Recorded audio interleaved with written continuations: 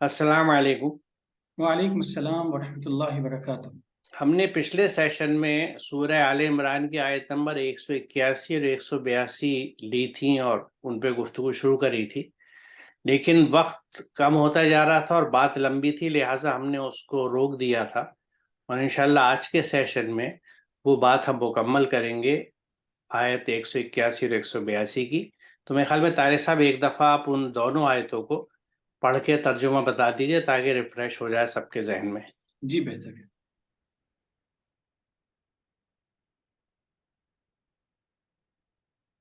औज़ुबिल्लाहि मिनश्शैतानिर्रजीम बिस्मिल्लाहिर्रहमानिर्रहीम। लक़द समिअ अल्लाहु क़ौलल लज़ीना क़ालू इन्नल्लाहा फ़क़ीरुन व नहनु अग़निया सनक्तुबु मा क़ालू व क़त्लहुमुल अंबियाअ बिग़ैरि हक़्क़ व नक़ूलु ज़ूक़ू अज़ाबल हरीक़। बेशक अल्लाह ने उन लोगों की बात सुन ली जिन्होंने कहा, बेशक अल्लाह फ़क़ीर है और हम मालदार हैं।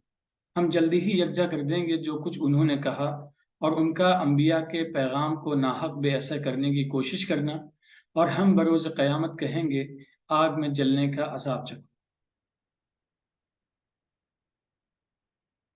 ज़ालिका बिमा क़द्दमत अयदीकुम व अन्नल्लाह लैसा बिज़ल्लामिल लिल अबीद।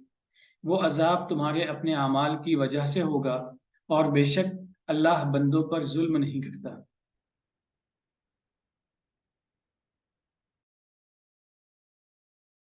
जी, यहाँ पे पिछले सेशन में थोड़ी तफसील से बात इस नुक्ते पे करी थी कि जहाँ लोग अपने घमंड में या किसी भी वजह से या तंज या मजाक उड़ाने के कैफियत में ये बात कहते हैं कि अल्लाह फ़कीर है और हम गनी हैं, और दूसरी उसी सिलसिले की बात ये थी, जो अक्सर लोग इस नुक्ते पे गुफ्तगू करते हैं कि साहब ये गरीबी और अमीरी तो अल्लाह की बनाई हुई है।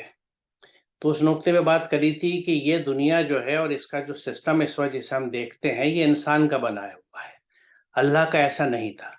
अल्लाह का निज़ाम का जिक्र जहाँ जहाँ कुरान में आता है, वहाँ वसाइल के बारे में जो बातें हैं वो पिछले सेशन में डिस्कस हुई थी। उसके बाद इसमें अगला नुक्ता जो आता है, जो तवज्जो चाहता है, वो ये है कि वो जो आयत है कि वक़तलहुमुल अंबिया बिग़ैर हक़्क़िन, तो यहाँ इसका जो तर्जुमा हमने लिखा है, तो इसमें जैसा आप देखेंगे कि अंबिया के पैगाम को नाहक बेअसर करने की कोशिश। तो यहाँ मैं इस नुक्ते को समझाना चाहता हूँ कि यहाँ क़तलहुम का लफ्ज़ जो है, इसको हमने, यानी जो हमारे यहाँ उर्दू में ख़ास तौर से समझा जाता है कि कत्ल के लिए क्यों नहीं लिया, यानी हमने इस बात को क्यों नहीं कहा कि अंबिया का कत्ल किया गया। तो उसके लिए ये एक आयत तो ये देखें आप कि अल्लाह ने लिख दिया, यानी फैसला कर दिया कि मैं और मेरे रसूल ज़रूर गालिब आएंगे, बेशक अल्लाह कवी गालिब है। दूसरे सिलसिले की जो आयत है, और हमारा वादा अपने बंदों यानी रसूलों के लिए पहले ही सादिर हो चुका है, बेशक वही फतहमंद यानी कामयाब होंगे। यानी कौन कामयाब होंगे? रसूल। और बेशक हमारा लश्कर ही गालिब रहेगा। यहाँ इन दोनों आयतों में अल्लाह ताला ने वजाहत से ये बात कही है कि गालिब और कामयाब रसूल होंगे, और अल्लाह का लश्कर यानी वो और उनकी जमात हमेशा कामयाब होगी, मिशन उनके कामयाब होंगे, अल्लाह का पैगाम कामयाब होगा। तो अब सवाल ये होता है कि फिर ये जो लफ्ज़ कतला है, इसके मफ़हूम में क्या गुंजाइश है जिसकी वजह से ये तर्जुमा हमने किया। तो उसके लिए यहाँ कतला का मैं थोड़ा सा डिस्कशन करूँगा कि इसका मादा काफ ते लाम है। रागिब ने कहा है कि इसके माने जलील व हकीर करने और झुका देने के भी आते हैं। इब्ने फारिस ने कहा है कि इसके बुनियादी मानी जलील करने और मार डालने के हैं। कुतिलल इंसानु मा अकफरहु, ये जो एक आयत है, इसमें यानी अल्लाह के अहकामात पर अमल ना करने वालों की जिल्लत व तबाही का बयान है। किस अंदाज से कि यहाँ कुतिला से मुराद है, यानी मानी है कि लानत ज़दा हो, यानी यहाँ जो कुतिलल इंसानु है तो इसका मतलब है लानत ज़दा हो वो इंसान। और ये जैसा आप यहाँ देख रहे, इब्ने कसीर और अल-क़र्तुबी का लिखा हुआ है, ये जो एक्सप्लेनेशन है, यानी हलाक हो, मारा जाए वो इंसान जो नाशुक्रा है, मुनकिर हक है। ये कुतिलल इंसानु, کہ قتل الانسانوں میں ایک طرح سے جسے ہم عام زبان میں کوسا کہتے ہیں کہ تباہی ہو، برباد ہو، لعنت زدہ ہو، مارا جائے، جیسے اکثر ہم اپنے عام زبان میں بولتے ہیں کہ مر جاؤ یا مارے جاؤ، تو ان سب مفہوموں کے لیے، مطلبوں کے لیے یہ قتل کا لفظ استعمال ہوتا ہے۔ تذلیل و تحقیر یعنی ذلیل کرنے میں اور حقیر کرنے کے لیے، اس کے اعتبار سے قتل ان کے معنی ہے کسی کو ایسا کر دینا کہ اس کی بات پر کوئی دھیان نہ دے، یعنی آپ سمجھیے کہ غلط افواہیں پھیلا کے، غلط پبلسٹی کر کے کسی کو آپ بالکل اس طرح کی چھوی بنا دیں کہ لوگ سمجھیں بھی تو بے اعتبار ہے۔ اور یہ آپ اگر دیکھیں، اور کچھ واقعات قرآن میں بھی ذکر ہے کہ نبیوں کے زمانے میں پوری اس طرح کی کیمپین اور افواہیں کی جاتی تھیں۔ خود رسول مقبول محمد رسول اللہ صلی اللہ علیہ وسلم پہ کبھی جادو کی بات کری، کبھی نعوذ باللہ ان کو دیوانہ کہا، کبھی کچھ کہا، تو یہ سب چیزیں اس لیے کہ بھئی ان کی باتوں کو مت سنو۔ یہاں تک ہم دیکھتے ہیں کہ کہیں وہ بات اللہ کا ذکر و کلام ہوتا تھا تو لوگ شور مچاتے تھے کہ کسی طرح ان کی بات لوگوں تک نہ پہنچے، تو یعنی بات نہ پہنچے، اللہ کا پیغام نہ پہنچے، یا ان کے پیغامات کو یا ان کی ذات پہ اس طرح کے الزامات لگا دو، تہمت لگا دو، باتیں اڑا دو کہ لوگ ان کی باتوں پہ دھیان نہ دیں۔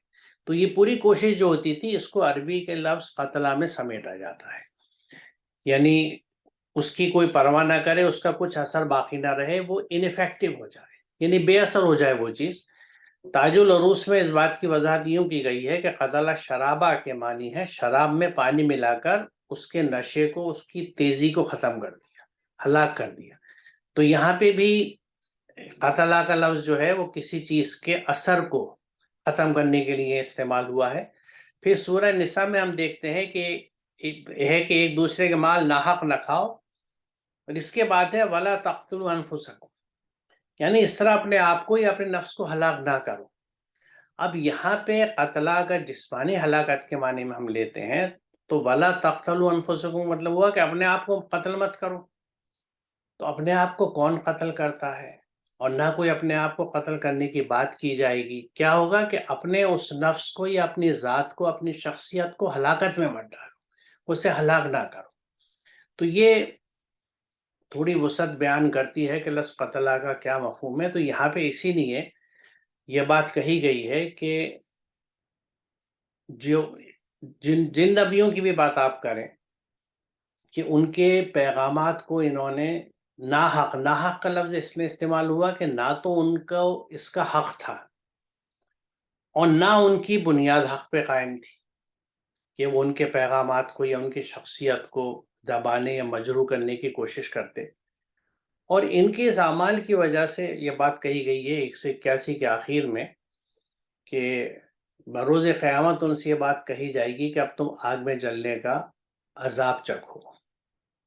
182 میں اس کی وضاحت کی گئی ہے کہ یہ وہ عذاب جو ہے تمہارے اپنے اعمال کی وجہ سے ہوگا۔ یہاں میں ایک بات کی اور وضاحت کرنا چاہوں گا، کیونکہ اس میں پھر اگلا حصہ، اور بے شک اللہ بندوں پر ظلم نہیں کرتا، کہ جو کچھ عذاب ہے، سزا ہے، پریشانیاں ہیں، وہ ہمارے اپنے اعمال کی وجہ سے آتی ہیں۔ کیونکہ اکثر اس بات کو ہم محسوس کرتے ہیں کہ ہمارے سماج میں کہی جاتی ہے کہ بھائی پتہ نہیں کیا ہے، قسمت ہی خراب ہے، یا کسی نے کوئی جادو ٹونا کر دیا ہے، یا ہمارے چاروں طرف ہمارے دشمن اکٹھے ہو چکے ہیں اور وہ چاہ رہے ہیں تو ایسا ہو رہا ہے۔ کبھی کبھی ہم یعنی جو اب ہمارے حکمراں ہیں ان کو الزام دیتے ہیں کہ بھئی ہماری حالات اس کی وجہ سے۔ بڑی عجیب بات یہ ہے کہ اس تمام سین میں ہم وہ اہم ترین چیز بھول جاتے ہیں جس کو قرآن بار بار ہمیں بتاتا ہے۔ وہ کیا چیز ہے؟ مکافات عمل، کہ جو ہم کریں گے اس کے نتائج ہمارے پہ ہی آئیں گے۔ یعنی اگر ہمارے ساتھ کچھ برا ہو رہا ہے تو اس کا مطلب یہ ہے کہ ہمارے کرم ٹھیک نہیں ہے، ہمارے عمل ٹھیک نہیں ہے، اور اس میں ٹیڑھ کی سیدھی سی بات، کیونکہ یہ کوئی ایسی چیز نہیں ہے اس کو ڈھونڈنے کے لیے ہمیں بہت تحقیق کرنی پڑے۔ ہم اپنے آپ کو مسلم کہتے ہوئے جب اللہ کے احکامات کو نہ تو سمجھتے ہیں نہ عمل کرتے ہیں، تو اس کا مطلب ہے ہمارا तमाम काम अल्लाह के अहकामात से अलग हटके हो रहे हैं। उसमें तुक्के से या बाई चांस कोई चीज़ ऐसी हम कर बैठे जो अल्लाह के अहकामात के मुताबिक हो, वो एक बाई चांस हो सकता है, वरना हम जब कुरान के अहकामात को समझते नहीं, हमें नहीं पता कि कुरान हमसे क्या करने को कहता है, किस चीज़ से रोकता है, हम चीज़ें जो करते हैं अपने दिल के ख्वाहिशात के हिसाब से, या जो हमारे रस्म रिवाज हो, जो चलन हो, या जो ख़ानदानी रविश हो, या जैसा बड़ों ने कहा उस हिसाब से करें। तो इसमें से कोई चीज़ अगर इत्तेफाकन अल्लाह के अहकामात के मुताबिक हो गई तो वहाँ तो बात ठीक बैठ गई बाई चांस, अदरवाइज़ हमारे सारे काम अल्लाह के अहकामात से हट के हैं। तो जब हम अल्लाह के अहकामात से हट के जो भी काम करते हैं, उसके नताइज उतने अच्छे नहीं हो सकते जितने अल्लाह के बताए हुए तरीक़े के हिसाब से होते हैं। तो नतीजतन उसके जो बुरे असरात हैं, जो नुकसानात हैं, वो हम पर ही आते हैं। इसीलिए जब भी हम कोई गलत काम करते हैं, गलत इन द सेंस कि अल्लाह के अहकामात से हट के किसी अंदाज से काम करते हैं, तो उसके असरात हमारी शख्सियत पे आते हैं। इन्ने जुल्म तो नफ्स फ़ख्फ़िली या इलाही वाली बात जो है कि हमने अपने नफ्स पे जुल्म किया, अपने आप पे हमने ही जुल्म किया है, इसे नुकसान हमने ही पहुंचाया। तो जब ये बात कहती है, क्योंकि कुरान में हर चीज़ की रीजनिंग है, समझाया जाता है कि ये जो अजाब है जिसके लिए 181 में कहा गया कि अब जलने का अजाब तुम चखो, तो आगे वजाहत ये है कि ये अजाब तुम्हारे अपने अमाल की वजह से होगा। अल्लाह ताला किसी को अजाब नहीं देता, क्योंकि बेशक अल्लाह बंदों पर जुल्म नहीं करता, वो अपने बंदों से बहुत मोहब्बत करता है। तो उनके साथ जो भी बुरा होता है इस दुनिया में भी और आखिरत में भी, जो अजाब होगा वो उनके अमाल की वजह से होगा, क्योंकि उन्होंने खुद अपने ऊपर जुल्म किया। तो यहाँ ये नुक्ता समझना बहुत ज़रूरी है कि हमारे ऊपर जो भी आफत और परेशानियाँ आती हैं, इनफरादी तौर से भी और इज्तिमाई तौर से भी, क्योंकि जो एक इस जैसे ग्रुप बिहेवियर कहते हैं ना, तो हमारे इज्तिमाई अमाल इस वक्त एक चीज़ उनमें कॉमन है कि हम कुरान से दूर हैं, हमने तर्क कुरान किया है, हमने कुरान छोड़ दिया है, we have divorce the Quran, Quran को ताक में रख दिया है। और ये फेनोमेना अक्रॉस द ग्लोब है कि अक्सरियत जो है उसका कुरान से कोई ताल्लुक नहीं है। ताल्लुक से मेरी मुराद ये नहीं है कि वो उसको पढ़ते नहीं, यानी उसकी क़रत नहीं करते, या उसके साथ मेहनत उन्होंने छोड़ दी है कि हिफ्ज़ भी कर रहे हैं, तजवीद पे भी मेहनत कर रहे हैं, क़िरात भी कर रहे हैं, लेकिन जो काम था असल जिसके लिए कुरान नाजिल किया गया था, कि ये अल्लाह ताला ने जो कहा है कि हमने तुम पर नाजिल किया है ताकि लोग इसकी आयत पे गौर व फिक्र करें और अक्लमंद इससे सबक लें। तो ख़ुद कुरान अपने नुज़ूल का मकसद बताता है ताकि लोग इसकी आयत पर गौर व फिक्र करें। मुसलमानों की बात नहीं हो रही, यानी इतना एक्सेसिबल हो ये हर एक तक कि लोग खुद इसके मैसेजेस को पढ़ें, समझें और उस पर गौर व फिक्र करें, और जो उनमें से अकल वाले होंगे वो उससे सबक ले लेंगे कि हाँ भाई ये बेस्ट तरीका है जो ये बता रहा है, ये डिवाइन बुक जो है, हमें इस हिसाब से काम करना चाहिए। तो कुरान का मकसद ये है कि लोग इस पर गौर व फिक्र करें, और फिर जो साहिब अकल हों, जिनको सूझबूझ हो और वो अपनी अकल इस्तेमाल करते हों, बिल्कुल उनका जहन बंद ना हो, तकलीदी ना हो कि हमसे तो जो हमारे बड़ों ने कह दिया, या जो हमारे जो भी जिनको भी वो गिनते हों वो जैसा कहते हैं हम तो वैसे ही करेंगे, ये बहरहाल जो चीज़ कह रही है हमें इससे मतलब नहीं, फॉर वॉट एवर रीज़न वो उसको फॉलो नहीं करते, उससे इनकार करने लगते हैं। तो ये कैफियत बहैसियत मजबूरी पूरे इस वक्त ग्रुप में दिखती है। तो ये एक तरह से एक जमात के तौर पे, ग्रुप के तौर पे हमारी अक्सरियत की रविश ये है कि कुरान के अहकामात से हटे हुए हैं। जब अल्लाह के अहकामात से हटे हुए हैं तो नेचुरली हमारे कामों के अच्छे नताइज नहीं होंगे, इसलिए हमें अपने कामों के अच्छे नताइज कहीं पे भी नहीं दिखते। उनके बुरे नताइज हैं जो इज्तिमाई तौर पे भी हमारे ऊपर आते हैं, इनफरादी तौर पे भी हमारे ऊपर आते हैं। और कोई शख्स कहीं पे भी है, अगर वो जिन खराब हालात का शिकार है उनसे अगर वो बाहर आना चाहता है, तो उसके बाद वाहिद तरीका ये है कि वो कुरान की तरफ आए वापस, फिर से कुरान को समझे और उसकी आयत पे, उसके अहकामात के हिसाब से अमल करे। यानी बेसिकली हम ये कह सकते हैं कि हमें अपने आप को बदलना है, हम दूसरों को बदलने की बात कहते हैं, क्योंकि हम ये मान लेते हैं कि हम तो मुसलमान हैं, हम तो मुस्लिम हैं, अल्लाह के बंदे हैं। यहीं रुक के अगर हम सोचें कि क्या हम मुस्लिम हैं? मुस्लिम कौन होता है? जो अल्लाह के अहकामात पे चले। कि हम अल्लाह के अहकामात पे चलते हैं? چند احکام ہم نے چنے ہیں اللہ کے، صوم، صلاۃ، زکوٰۃ، حج کے، ان پہ چلنے کی کوشش کرتے ہیں، کوئی کم چلتا ہے کوئی زیادہ، لیکن باقی احکامات کہاں گئے ہمیں نہیں پتہ. یہی قرآن کو ترک کرنا ہے. اور چند چیزوں کی اتباع کر کے کوئی مسلم نہیں ہوتا. قرآن جہاں اتباع کی بات کرتا ہے مکمل قرآن کی بات کرتا ہے، اپنی پوری ہستی کو اللہ کی اطاعت میں دینے کی بات کرتا ہے، چند احکامات کی بات نہیں ہوتی. تو جب تک ہم اپنے آپ کو ٹھیک نہیں کریں گے کہ اللہ کے احکامات کے حساب سے زندگی گزارنا نہیں شروع کریں گے، ہمارا کیریکٹر، ہمارے معاملات، ہمارا اخلاق، لین دین سب قرآن کے حساب سے ہوگا، تو ہماری جو شخصیت بنے گی وہ اتنی اچھی ہوگی کہ ہر کوئی اسے پسند کرے گا، اور اس کے فیض، اس کے فائدے خود ہم تک نہیں بلکہ ہمارے آس پاس، ہماری فیملی، ہر جگہ جائیں گے. کیونکہ جس طرح کی پرسنالٹی، جس طرح کی شخصیت قرآن بناتا ہے، اگر ہم اس پہ عمل کریں، موٹی موٹی باتیں اگر میں بتاؤں تو ہر ایک انسان کی عزت کرنی ہے، کبھی منہ سے بری بات نہیں نکالنی، برائی کا جواب برائی سے نہیں دینا ہے. جو کچھ اللہ نے ہمیں دیا ہے اس کو ہم صرف اپنا نہ سمجھیں گے بلکہ اس میں دوسروں کا حصہ سمجھیں گے. اور وہ جو دوسروں کا حصہ ہے وہ کوئی ہم احسان نہیں کرتے انہیں دے کے، بلکہ ان کا حق ہے، یعنی ان کے حصے کا مال تھا، اللہ نے دیا ہمیں ہے یہ دیکھنے کے لیے کہ ہم ان کو دیتے ہیں یا نہیں، ان پہ خوش دلی سے، خوشی سے خرچ کرتے ہیں یا نہیں.